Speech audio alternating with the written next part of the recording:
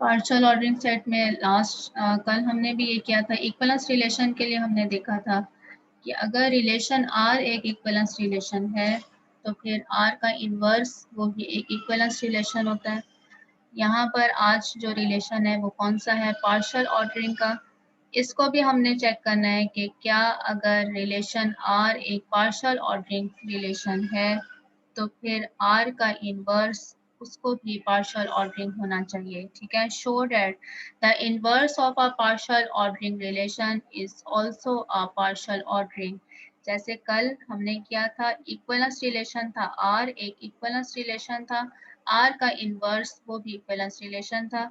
आज क्या है एग्जांपल 17 के अंदर कि अगर आर एक पार्शियल ऑर्डरिंग रिलेशन है तो फिर आर का इन्वर्स वो भी एक पार्शियल ऑर्डरिंग ही होगा। तो दो प्रॉपर्टीज तो हम कल कर चुके हैं, कौन कौन सी हमने, रिफ्लेक्सिव दोनों के लिए सेम है, रिफ्लेक्सिव, और हमने दूसरी कौन सी की थी ट्रांजिटिव, दोनों के लिए सेम है। सिर्फ एक कंडीशन चेंज है इनके अंदर और वो है एंटी सिमेट्री की। ठीक है, तो इसमें अगर आप रिफ्लेक्सिविटी को चेक करना चाहें तो उसके लिए हमें क्या करना होता है कि आर हमारे पास एक पार्शियल ऑर्डरिंग रिलेशन है ऑन अ सेट एस, कोई सा भी आप सेट ले लें, आर इज रिफ्लेक्सिव। ठीक है, चूंकि ये पार्शियल ऑर्डरिंग है इसलिए ये लाजमी तौर पर रिफ्लेक्सिव होगा, आर इज रिफ्लेक्सिव। रिफ्लेक्सिव की क्या कंडीशन होती है, रिफ्लेक्सिव की कंडीशन होती है कि सेट में जितने भी एलिमेंट्स हैं a belonging to the set S, तो order pair a relation R से बिलोंग कर जाए। अब इनवर्स में लेकर जाने के लिए, ठीक है, इस ऑर्डर पेयर को इनवर्स में लेकर जाने के लिए हमें क्या करना है, इस वाले ए को इधर लेकर आना है। ठीक है, इनकी जगह जो है वो चेंज कर देनी है, इस वाले ए को इधर लेकर आना है। चेंज करने से, इंटरचेंज करने से, एलिमेंट को इंटरचेंज करने से कोई फर्क नहीं पड़ेगा क्योंकि ये दोनों एलिमेंट्स इस वक्त इक्वल हैं। रिलेशन कहाँ चला जाए, ऑर्डर पेयर कहाँ चला जाएगा, आर इनवर्स में। जब आप ऑर्डर पेयर के एलिमेंट्स को आपस में इंटरचेंज करते हैं तो वो ऑर्डर पेयर जो रिलेशन आर है उसके इनवर्स में चला जाता है, ए बिलोंग कर जाएगा आर इनवर्स से। This shows that R inverse is reflexive. हर एलिमेंट ए के लिए ऑर्डर पेयर ए कहाँ चला गया है, आर इनवर्स में, therefore R inverse is reflexive. ठीक है, शुरू हमने यहीं से किया है कि आर जो है वो रिफ्लेक्सिव है, देयरफॉर आर का इनवर्स वो भी हमारे पास रिफ्लेक्सिव आ रहा है। एंटी सिमेट्रिक चेक करेंगे, ए बी हमने दो एलिमेंट ले लिए हैं सेट एस से और हमने लेट किया है कि ए बी आर इनवर्स से बिलोंग कर रहा है। हमने बताना क्या है, हमने बताना है कि बी ए आर इनवर्स से बिलोंग करेगा सिर्फ उस केस में जब ए बी के बराबर होता है, और अगर ए बी के बराबर नहीं है तो फिर बी ए को आर इनवर्स में नहीं होना चाहिए। ठीक है, यहाँ पर सिर्फ अगर हम ये कंडीशन लिख देते हैं कि ए बी के बराबर है तो फिर बी ए आर इनवर्स से बिलोंग कर जाएगा, ये कंडीशन फुलफिल हो जाएगी। ठीक है, हमने लेट कर लिया कि ए बी बिलोंग कर रहा है आर इनवर्स से, किस रिलेशन को हमने बताना है कि वो पार्शियल ऑर्डर बन रहा है या एंटी सिमेट्रिक, इस वक्त हम डिस्कस कर रहे हैं। हमने आर इनवर्स को, तो आर इनवर्स में से ही हम एक एलिमेंट लेंगे। ठीक है, और वो एलिमेंट ऑर्डर पेयर की फॉर्म में होगा क्योंकि ये रिलेशन है, ए बी बिलोंग करेगा आर इनवर्स से। ठीक है, एंड बी ए बिलोंग कर रहा है आर इनवर्स से, तो क्या सूरत होगी, सिर्फ एक ही पॉसिबल केस आएगा। केस क्या होगा कि बी बराबर है किसके, ए के। देन बी ए बिलोंग करेगा आर से एंड ए बी बिलोंग करेगा आर से। ठीक है, हम दो ऑर्डर पेयर इस वक्त लेकर चल रहे हैं, कौन से, हमने ए बी बिलोंग कराया है आर इनवर्स से एंड बी ए बिलोंग कराया है कहाँ से, आर इनवर्स से। इनके ऑर्डर पेयर को, एलिमेंट को अगर हम इंटरचेंज करें तो ये क्या बन जाएगा, बी पहले आ जाएगा और ए बाद में आ जाएगा। इस वाले ऑर्डर पेयर से हमारे पास कंडीशन आएगी कि बी ए बिलोंग करेगा आर। ऑर्डर पेयर के एलिमेंट को इंटरचेंज किया तो फिर रिलेशन जो इस वक्त आर इनवर्स था वो कहाँ चला जाएगा, वो आर बन जाएगा। ठीक है, इसी तरह से हम लिख रहे हैं कि बी ए आर इनवर्स से बिलोंग कर रहा है, इसके एलिमेंट को इंटरचेंज करेंगे तो वो बन जाएगा ए बी। ए बी कहाँ से बिलोंग कर रहा है, आर से। Since R being a partial ordering relation on S is anti-symmetric, ये anti-symmetric है। इसका क्या मतलब है कि अगर दो ऑर्डर पेयर ऐसे हैं जिनमें ए और बी वो भी आर से बिलोंग कर रहा है, बी और ए वो भी आर से बिलोंग कर रहा है, तो एक ही सूरत है कि ए और बी को आपस में इक्वल होना चाहिए। यहाँ पर हम एंटी सिमेट्री की कंडीशन को यूज करेंगे, ठीक है। Since R being a partial ordering relation on S is anti symmetric, therefore ये जो हमने कंडीशन लिखी है कि ए बी आर से बिलोंग कर रहा है, बी ए भी आर से बिलोंग कर रहा है, एक ही केस में पॉसिबल है कि अगर ए और बी आपस में इक्वल हो जाए, ठीक है। अब हमारे पास क्या आएगा, नाउ हमने लिखा था कि ए बी आर इनवर्स से बिलोंग कर रहा है और बी ए ये भी आर इनवर्स से बिलोंग कर रहा है। ये कंडीशन आ रही है कि ए और बी के बराबर है, therefore R inverse is anti symmetric. Clear है ये बात। आपने क्या करना है, आपने दो ऑर्डर पेयर लेने हैं, ठीक है। दो ऑर्डर पेयर लेने हैं, कौन से, ए बी ये भी आर इनवर्स से बिलोंग कर रहा है, और एक हमने ऑर्डर पेयर लेना है, कौन सा, हमने ये लेट किया हुआ है कि बी ए ये भी ऑर्डर पेयर आर इनवर्स से बिलोंग कर रहा है, लेकिन अभी इसके ऊपर हमने कोई प्रॉपर्टी यूज नहीं की है। जब ये दोनों ऑर्डर पेयर आर इनवर्स से बिलोंग कर रहे हैं, इसके ऑर्डर पेयर के एलिमेंट को हम इंटरचेंज कर दें, बी पहले लिख लें और ए बाद में लिख लें, तो ये ऑर्डर पेयर कहाँ चला जाएगा, ये रिलेशन आर में चला जाएगा, ठीक है। आर इनवर्स में था, अब ये आर में चला गया। इसी तरह से ये वाला ऑर्डर पेयर जो है, ए पहले लिखेंगे और बी बाद में लिखेंगे, तो ये ऑर्डर पेयर आर में चला जाएगा, ठीक है। अब ये चीज गिवन है हमें कि आर जो है, रिलेशन आर वो कौन सा रिलेशन है, वो पार्शियल ऑर्डर है, तो फिर क्या होगा कि आर एंटी सिमेट्रिक होगा। एंटी सिमेट्रिक है, दो ऑर्डर पेयर ए बी और बी ए आर से बिलोंग कर रहे हैं, आर जो है वो एंटी सिमेट्रिक है, ये इम्प्लीकेशन ये इम्प्लाई करेगा कि ए बी के बराबर है, ठीक है। अब ये ए बी के बराबर जब आ गया, तो इसी कंडीशन को हम यहाँ पर ले जाएंगे, क्योंकि ए बी के बराबर है, हमारे पास कंडीशन आएगी कि अगर ए बी आर इनवर्स से बिलोंग कर रहा है और बी ए आर इनवर्स से बिलोंग कर रहा है, तो लाजमी तौर पर ए और बी को आपस में इक्वल होना चाहिए। It is the property of anti symmetric relation, ठीक है। लास्टली हमें बताना है कि ट्रांजिटिव ट्रांजिटिव के लिए हमने क्या करना है, दो ऑर्डर पेयर ले लेने हैं, ठीक है। ट्रांजिटिव के लिए हम कौन से लेंगे, आर इनवर्स को बताना है, ए बी ऑर्डर पेयर लेंगे जो कि आर इनवर्स से बिलोंग कर रहा है, ठीक। जिस रिलेशन को आपने पार्शली ऑर्डर बताना है, ऑर्डर पेयर वहीं से लेने हैं, ए बी, और इसी तरह से हम एक और ऑर्डर पेयर लेंगे बी सी, ठीक है। बी सी भी कहाँ से बिलोंग कर रहा है, आर इनवर्स से। इनके ऑर्डर पेयर के एलिमेंट्स को अगर हम इंटरचेंज कर दें, तो ये बन जाएगा बी ए, ठीक है। आपने इंटरचेंज करना है इन्हें, क्योंकि हमने इनको आर के साथ डिस्कस करना है। बी ए कहाँ चला जाएगा, आर में, ठीक। बी ए आर में चला गया, और इसी तरह से सी बी ये भी कहाँ पे चला गया, आर में, ठीक है। ऑर्डर पेयर के एलिमेंट्स को इंटरचेंज कर दिया। अब आर पर कंडीशन है, आर पार्शियल ऑर्डर है, देयरफॉर आर ट्रांजिटिव होगा, ठीक। अब कौन से दो रिलेशंस को हम, कौन से ऑर्डर पेयर को हम कंबाइन करेंगे, ये देखें, सी यहाँ पर बी पर एंड हो रहा है, और इसी तरह से जो दूसरा ऑर्डर पेयर है वो बी से शुरू हो रहा है और ए पर एंड हो रहा है, ठीक है।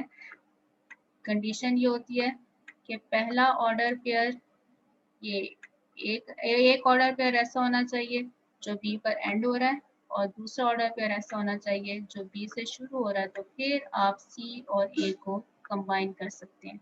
दिस इम्प्लाइज दैट सी और ए कहाँ से बिलोंग कर रहे हैं, रिलेशन आर से। ट्रांजिटिव की प्रॉपर्टी आर फुलफिल कर रहा है, therefore C A relation R से बिलोंग कर रहे हैं।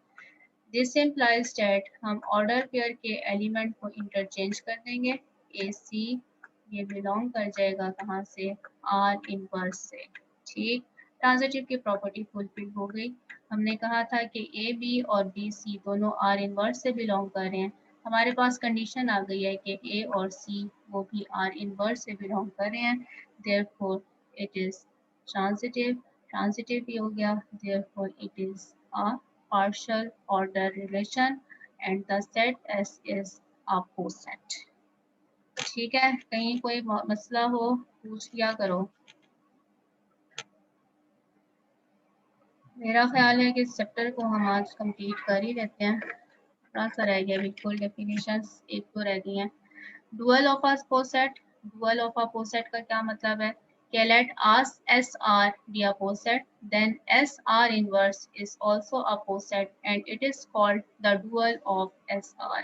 ठीक है, जो रिलेशन है उसका आप अगर इनवर्स लिख लेते हैं तो फिर उसको हम डुअल ऑफ द पोसेट कहते हैं। एस आर रिलेशन है, आपने आर रिलेशन की जगह अगर उसका आर इनवर्स लिख लेते हैं तो जो नया रिलेशन, जो नया पोसेट आएगा वो पोसेट कहलाएगा डुअल ऑफ एस आर। ठीक है, find the duals of these posets. Set given है 0 1 2, साथ में रिलेशन है लेस देन इक्वल का। आपने ये लेस देन इक्वल के रिलेशन का इनवर्स लिखना है तो वो रिलेशन कौन सा होगा, ग्रेटर देन इक्वल का। ठीक है, आपने जस्ट इनके सिंबल्स को इंटरचेंज चेंज कर देना होता है। अगर लेस देन इक्वल है तो डुअल बन जाएगा कौन सा, ग्रेटर देन इक्वल। पहला सेट ऐसे ही रहेगा, डुअल बन जाएगा ग्रेटर देन इक्वल।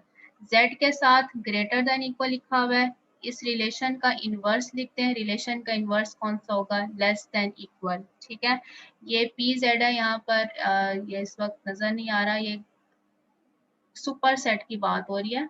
ठीक है, जैसे कि सुपर सेट आप लिखते हैं, पी जेड है, इसके साथ ये सुपर सेट है। ठीक, तो उसका डुअल जो बनेगा वो सबसेट बन जाएगा। पी सेट के साथ जो रिलेशन है वो सुपर सेट का है, इसके डुअल में हमारे पास क्या चीज आ जाएगी, सबसेट आ जाएगा। ये डिवीजन का रिलेशन है, इसके ऊपर आप क्रॉस लगा दें तो ये डुअल बन जाएगा किसका, डिवीजन के रिलेशन का। सिर्फ क्या करना है, जो रिलेशन है उसके साथ उसका इनवर्स जब आप लिख देंगे तो हमारे पास डुअल रिलेशन आ जाएगा, डुअल ऑफ दैट पोसेट। दो डेफिनेशन और रह गई हैं। कंपेयरेबल एलिमेंट्स ऑफ अ पोसेट, ऐसे एलिमेंट आपने लिखने हैं जिनको आप कंपेयर कर सकते हैं। ठीक है, पोसेट के ऐसे एलिमेंट जिनको हम कंपेयर कर सकते हैं। कंपेरिजन का क्या मतलब है ये देखते हैं। The elements a and b of a poset are called comparable if either A is related to B or B is related to A। अगर दोनों में से कोई एक रिलेट कर जाता है, दो आपके पास एलिमेंट्स हैं उनको आप चेक करना चाहते हैं, अगर ए और बी के दरमियान कोई रिलेशन बन रहा है, बी और ए के दरमियान दोनों में से किसी एक का रिलेशन है, then the elements are called comparable. For example, in the pole set z positive integer का सेट है और रिलेशन कौन सा है, डिवीजन का। The integers 3 and 9 are comparable, are 5 and 7 comparable. क्या हम 3 और 9 को कंपेयर कर सकते हैं, यस। 3 डिवाइड करता है किसको, 9 को, रिलेशन इस डिवीजन का रिलेशन है। 3 डिवाइड करता है 9 को, therefore 3 and 9 are comparable, but 5 and 7 are incomparable. क्यों इनकम्पेरेबल है, ना तो 5 7 को डिवाइड कर रहा है ना ही 7 5 को डिवाइड कर रहा है। यहाँ पर डिवीजन का मतलब आपको आना चाहिए कि जो आपके पास आंसर आए वो इस सेट में से आना चाहिए। ठीक है, जो सेट गिवन है उस सेट का आंसर आना चाहिए। 5 जब 7 को डिवाइड करेगा पॉइंट्स में आंसर आएगा, इंटीजर नहीं आएगा। इसी तरह से 7 जब 5 को डिवाइड करेगा तो ही पॉइंट में आंसर आएगा, इंटीजर नहीं आएगा। देयरफॉर ना तो 5 और 7 कंपेरेबल है ना ही 7 और 5 कंपेरेबल है, बट 3 एंड 9 आर कंपेरेबल। ठीक है, नेक्स्ट total ordering है। When every two elements in the set are comparable, the relation is called total ordering relation। जब हम सेट के हर एलिमेंट, हर दो एलिमेंट्स को आपस में कंपेयर कर सकें तो ऐसे को रिलेशन को हम क्या कहते हैं, total ordering relation. Equivalence relation पढ़ा, पार्शियल ऑर्डरिंग पढ़ा, अब आ रहा है टोटल ऑर्डर। टोटल ऑर्डर में क्या है कि हम सेट के हर दो एलिमेंट को आपस में कंपेयर कर सकते हैं। ऐसा सेट जो टोटल ऑर्डर रिलेशन को फुलफिल करे उस सेट को टोटली ऑर्डर सेट कहते हैं। रिलेशन जो है वो टोटल ऑर्डरिंग रिलेशन कहलाएगा। ऐसा सेट एस जो इस रिलेशन को फुलफिल करे उसको हम टोटली ऑर्डर्ड सेट कहते हैं। ठीक है, तो यहाँ पर which of these pairs of elements are comparable in the post set? कौन से कंपेरेबल हैं?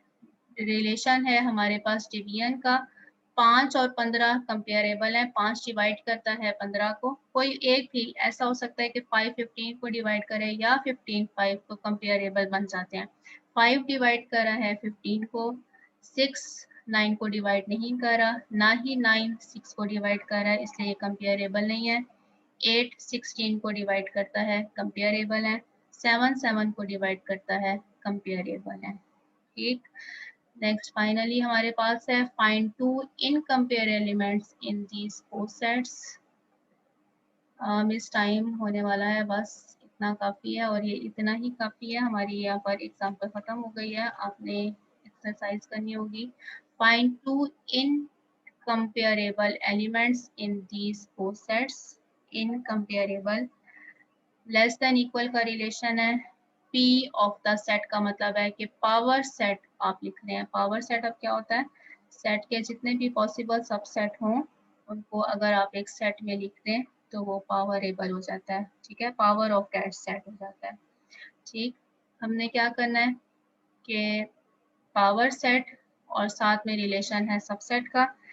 पावर सेट कोई से दो सबसेट ऐसे लिखते हैं जिनको आप आपस में रिलेट नहीं कर सकते, जैसे कि एक सबसेट हमने 1 लिख लिया है, एक हमने सबसेट 2 लिख दिया है, ना तो ये वाला सेट इसका सबसेट है, ना ही ये सेट इस सेट का सबसेट है, देयरफॉर ये इनकम्पेरेबल हो जाएंगे। ठीक है, लेकिन अगर आप ऐसे लिख दें कि एक सेट आप ले लें जिसमें हम 1 लिख लेते हैं, ठीक, और एक सेट आप ऐसा ले लें जिसमें आप 1 और 2 लिख लेते हैं, तो अब देखें कि ये वाला जो सेट है 1 जिसमें एक एलिमेंट 1 है, ये सबसेट है किस सेट का?